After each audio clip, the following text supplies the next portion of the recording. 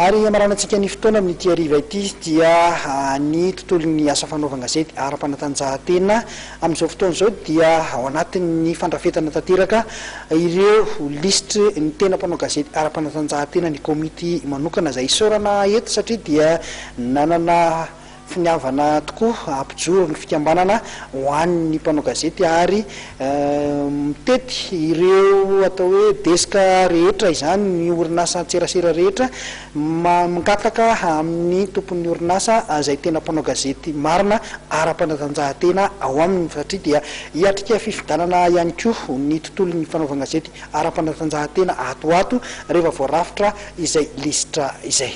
Mitohatra ny asa ataon'ireo voamera manokana natsangana amerina sy karakara ny fifidanana ny mpitantana ny GSM na ny fikambanan'ny mpanao gazety ara-panatanjahantena eto Madagasikara. Ny zoma lasa teo ary dia nanao tatitra amin'ny zava-bitany indray izy ireo tetsy amin'ny lapan'ny fanatanjahantena Mahamasina. Fantatra tamin'izany fa efa voangina avokoa ny anaran'ireo orinasa tserasera rehetra misy manerana ny nosy taorian'ny fiara-miasa tamin'ny olavitry ny mpanao gazety sy ny taleparitry ny serasera.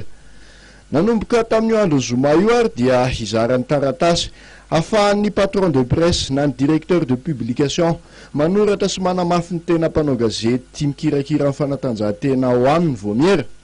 Ny 4 aprily kosa no daty farany amerenan'izy ireo izany taratasy izany ahafahana manao ny fanisana faobe ao anatin'ity fikambanana GSM ity mialohan'ny anatanterahana ny fifidianana. Tsy ahivina trano fa fikambanana iray nanana ny toerany eo amin'ny sehatra ny fanaova gazety eto Madagasikara na GSM. Ity fikambanana ity izay nijoro ny taona 1970 ary isan'ny fikambanan'ny mpanao gazety voalohany teto Madagasikara. Ny amerina ny asan'ny fikambanana taoriany disadisa isan-karazany nisy moa no tanjon'ireto voamiera ireto izay miasa ankitsipo sy tsy misy takalony. Teo am-pamaranana dia nampanantena trany ny mpikambana ao amin'ity voamera ity fanao tatitra trany amin'ireo namany rehefa misy vaovao misongadina. Dia iny fanadihadiana ihany koa tompolasy tompoko vavy no ametrahako ny veloma ho mandram-piona ho amin'ny herin'ny an'ito izao indray. Isaorana ianao tany tokantrano tany nanaraka ny fandaharana hatramin'ny farany. Isaorana ihany koa ireo namana teknisianina niara nanatotosan'ny fandaharana tamin'ity hariva ity teo ny namana Zakinora Kotomanana, namana Bosco ary ny namana Romain.